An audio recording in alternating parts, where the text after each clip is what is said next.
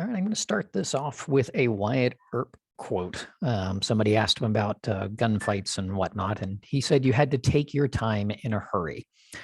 I've got quite a bit to cover in the how to use the inventory, just sort of the nuts and bolts. But I've got to resist my natural inclination to speak quickly. Not everybody has English as their first language, and even people who do sometimes have a hard time understanding me when I get really going. So I'm going to try to keep myself at a measured pace. Hopefully, don't put anybody to sleep. You may hear little beep. Actually, you probably will hear little beeps. Those are just a timer on a HIIT program that I have, high intensity interval training, that are trying to keep me on pace without going too quickly in my speech. So we did the introductions about who's who. This is the first version of the wheelchair inventory, Winventory, just to make it easy to say. User feedback will help shape this tool, and there will be other versions. The standard inventory is on version 6. User feedback that I got resulted in a very different street crossing section from version 5 to version 6 because of that feedback, and partially because some of the feedback came from countries where people don't drive on the right. So some of the things that had been written in there weren't very applicable, so they were rewritten in a way to make them more applicable, and also just simplification to make sure my language wasn't confusing, things like that. So the changes that will come to the Winventory largely will be driven by the users, and so if you find something where you're like, hey, this is a skill that's not in there that's really important, did you think about putting this in there? Definitely send it to us, and so we can make sure that we're taking all that into consideration and making this a tool that meets your needs. This tool will never be finished, just like the orientation mobility inventory will never be finished. There will always be changes based on your needs and based on just environmental changes. There were no diverging diamonds, 20 years ago. So this tool is hosted on the NMS BVI New Mexico School for the Blind and Visually Impaired website. It'll be hosted some other places as well. So you should be able to type in wheelchair orientation mobility inventory and Google or Duck or whatever, and it should get you to one of those. On the NMS BVI site, there's a tab called Resources. And then from there, you go to orientation mobility inventory, and then you choose the one you want. The Winventory will be free, just like the other inventory tools are free. That little beep is my first thing telling me that I've spent 3 minutes, and so far I don't think I'm talking too fast yet. Let's hope I keep that up. Anyway, the Winventory is free. It's just a free download, and so you can download it as many times as you want, or just download it to your machine and then just generate copies as you need to. I generally will just basically do a save as, open the Winventory, do a save as, and then change it, change the title to whatever the kid's name is. This is it's the very first Winventory ever done on a student who's obviously not named Billy, but he is 6 years old and he is in a manual chair and he does have vision. I just put that little descriptor in there for us. Normally it would just be Billy Bones or whatever his name was. Anyway, the Winventory works just like the standard orientation mobility inventory, just like the Birth to 6 inventory that they were referencing on Wednesday. And so if you're familiar with that tool, you're already familiar with how to use this one. If you're not familiar with the tool, we thought it was best for us to kind of go through it just to give you sort of the bare bones. There are videos on the NMS BVI website that go into excruciating detail. And I probably am talking too fast in those. Hopefully not. But the inventory is comprised of 15 domains, each of which has a bunch of areas like wheelchair basics, maintaining body alignment, wheelchair movement, and then a bunch of very specific skills under wheelchair basics, activate, deactivate brakes, or explain how to do it, extend, fold, footrests, and just all the way through the skills they need. It's the scope, but not the sequence. This is a tool for your toolbox. How you use it is up to you. You are the orientation mobility specialist for that student in that environment, that family. You know the environment, you know what the kid needs. And so however it is you go through this is entirely at your discretion, because remember, it's a tool for your toolbox. Basics, pages. We're here on the front page. That's where the inventory normally opens up. It's got some blue and yellow columns on it. The inventory, by the way, is an Excel workbook. I've used it with numbers, and it does work. But I just use it in Excel. That's just how I choose to do it. It does respond very well to screen readers. NVDA in particular seems to work pretty well with it, which will come into play here in a little bit as we talk about it. Moving between the pages, you can do mouse, just clicking down here at the bottom on these little tabs. You can do control page up, control page down. You can use the hyperlinks. You can see I've already opened this hyperlink for indoor O&M on a version of this that I recorded a few minutes ago and found I was talking too fast despite my beeps helping me out. So if you click on the hyperlink, it will take you to the page you want to go. But it'll always take you to A1. And so if you've already filled in the first 6 sets of data, which by the way, these little sets of data here, you do it sequentially, first 6, and then down here, the bottom 6, and they are here.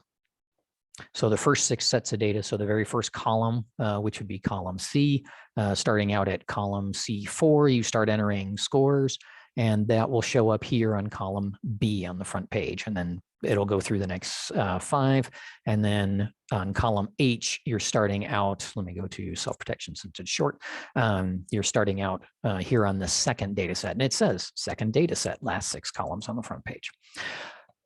For the scores, for what we're doing with this, we have for self-protection, upper hand protective technique, lower forearm protective technique, protective clothing. And so actually, let me go to indoor, just because I know I have a variety of scores on here. On every page, you have the rating scale. And the rating scale is 0 to 5. 0 is the student's not capable of demonstrating the skill or doesn't need the skill. So for example, this student hand trailing, the student has vision. He has sufficient vision to be able to keep his wheelchair near the wall as he goes down a hallway without having to maintain physical contact with it. And so those are 0s because he doesn't need it. There's a vision specific domain. And if this student had no vision, these would all be 0s because the student wouldn't be able to do it. 0s do not count against the student score. That was actually, I think, going from version 1 to version 2. Somebody said, hey, that's possible. Why don't you do that? A 1 is a skill that the student can learn, but hasn't learned yet. So, or hasn't been exposed to yet. So for example, I have never exposed the student to the concept that firefighters are going to prioritize speed of evacuation over all other concerns. Basically, they're just going to pick you up and drag you out if they have to. And so we haven't talked about that. That's still a 1. A 2 would be the student demonstrates the skill, but only with physical or verbal prompting. And I don't know if I have any 2s. I do have a 2 on this page. Negotiating open doorways, turning in left. So far, we've only ever done that with me talking him through it. Now, we're going to eventually get to the point where, yes, he does that just fine. And so, just like he's doing with, he's doing better with straight in, but anyway, sorry, let me back up here. I'm starting to ramble too fast. So here we are with the 2. A 3 is they demonstrate the skill at least some of the time without prompting.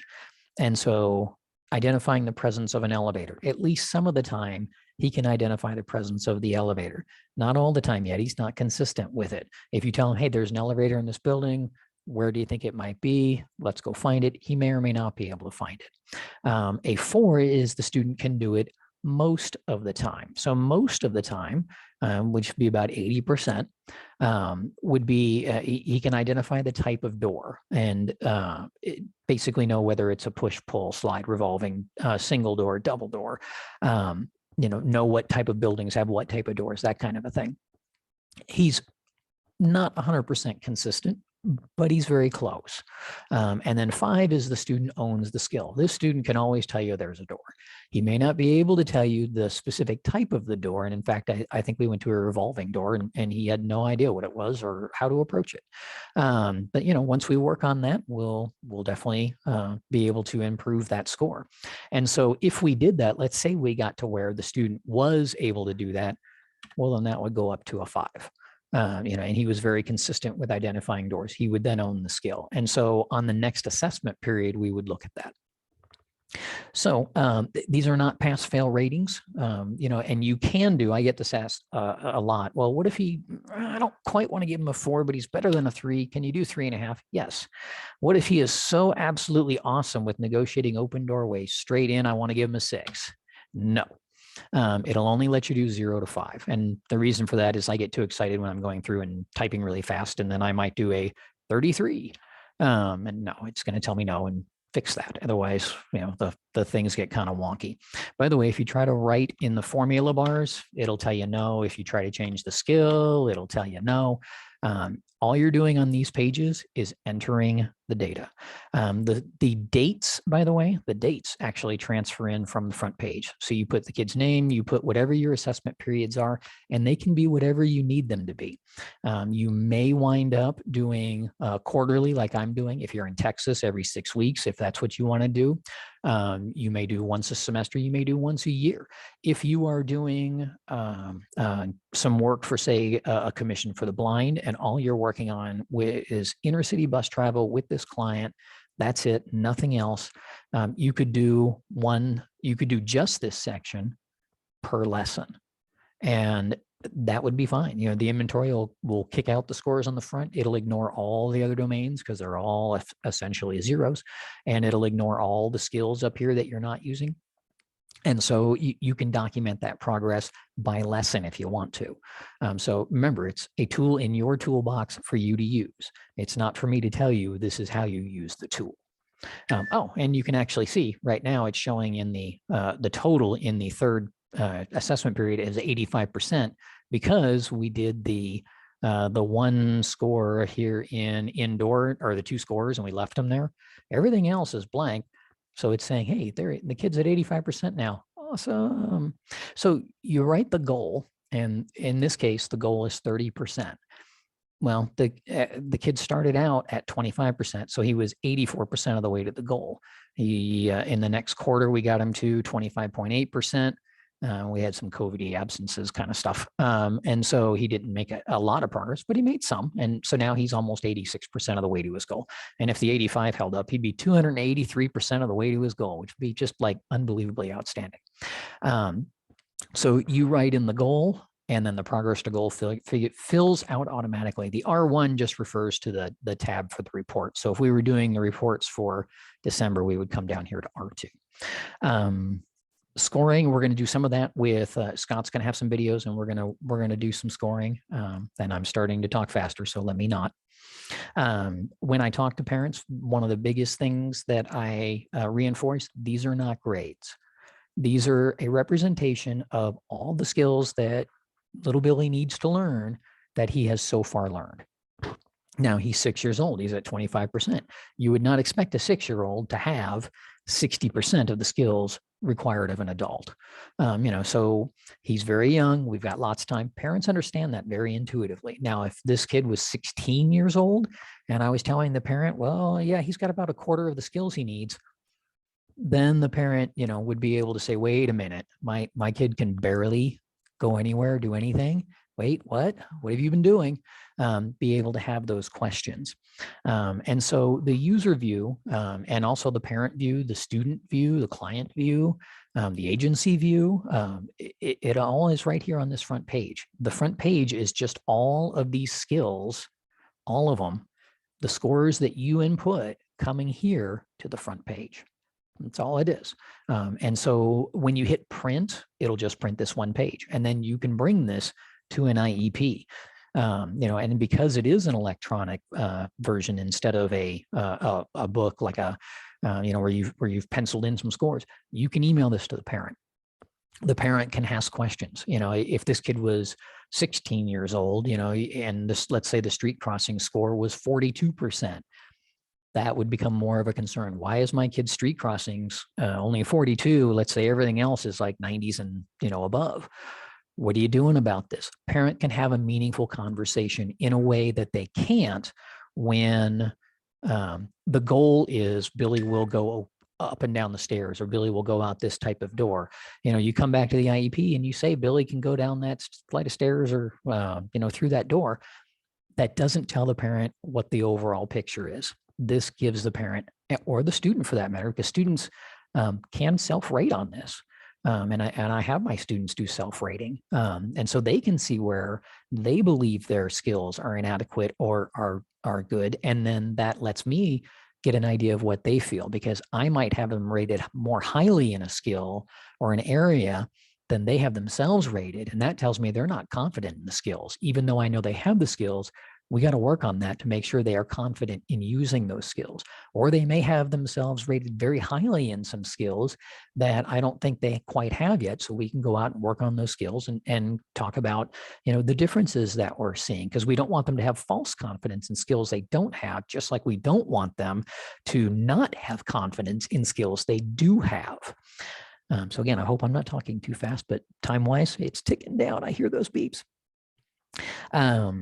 The inventory can help show regression. So let's say, for example, with this student right here, we came back and these concept scores, oops, see, I tried to do 33, were all much lower. Okay, so now we come here. Oh, he still made a little bit of progress. So I'd have to go through and find something else to savage. Here, let me do single room really quick. Find these. Yeah, we'll make these twos. So if you come back and you find that little Billy coming in, after summer, say after, let's say this is your October quarter, and little Billy still hasn't regained what he had in May when he left. At the end of the quarter, there's your documentation for ESY. So unlike, paper and pencil type things, you can show regression here. We talked about it being a computer base, which is really good because you can send this to a receiving O&M. When the NMS BVI folks were talking on Wednesday rather, about the BERT to 6 inventory, when they send me one of their kids, I get the inventory from them. I already have an idea of where the kids' skills are. And it's in this kind of a format where you can see, kind of where they're at, instead of just having to kind of start from scratch. The skills themselves and the ratings tend to be fairly consistent. In fact, the BERT to 6 inventory has been rated as valid or found to be valid and reliable by, I believe, Western Michigan. So, hopefully at some point we'll move along and have the inventory done there as well. I'm on my last 3 minutes. I hope I haven't been speaking too quickly. So basics wise, the little R's down here, R1, R2, I think I already said, come over here. You have a report that is written for you. Essentially, all it's doing is taking the chart and it's turning it into text. I think that was version 4 to 5. Somebody asked me around version 3 or 4, why can't you just make it write my reports for me too? And it turns out I could. I just had to sit and learn and figure out how to do it. But and there are some comma issues, which bane of my existence, but it is what it is. I'm going to record a video on how to do the reports and do all this little paperwork piece. If we have time, I'll plug it at the end. If not, there are other videos that kind of go through this. And they are kind of long, and I'll warn you that I probably do speak too quickly. So sorry about that. It just tends to be my natural pace. Anyway, I think I covered most of the basics. Questions, put them in the chat. We should have a couple of minutes after this recording is done for us to answer some questions, out loud live. Otherwise, I can just start answering them in the chat while Scott is talking about, doing some of the skills. I think there is something with doors. and rating those skills and just getting a feel for the tool. It is fairly intuitive, and so it's not a hard tool to learn. Some people get intimidated because it is Excel. It really isn't. I mean, I'm kind of an Excel nerd now, but I started out knowing no more than anybody else. And, as people had suggestions for changes, those work themselves into the inventory, and some of those changes required me to figure out things like, well, how do you not count zeros? And that's, by the way, why you see formulas like that have some big old long thing. Don't worry about the formulas. If you find there's any issue with a formula, let me know. So that way we can make sure we get it corrected. The NMS BVI site, I keep that updated with, the latest version. Right now it's on version 6.0. You'll see the 0.1, 0.2, 6.3 as small minor changes are made. Things like if this formula here doesn't work, for example, for some reason, then that would be a 6.1. So that way you always know you're getting the latest. So if you're using the inventory, definitely go to the website and get version 6. It is on there now. I'm not sure if this one is down on this one is on the inventory is on the website as I'm recording this. So, and again, it's a free tool. That was the end of my timer, so I got to wrap this up. It is a free tool, and it is updated based on your feedback. So, if you're finding things with the tool that aren't working for you, or that, hey, have you thought about adding this?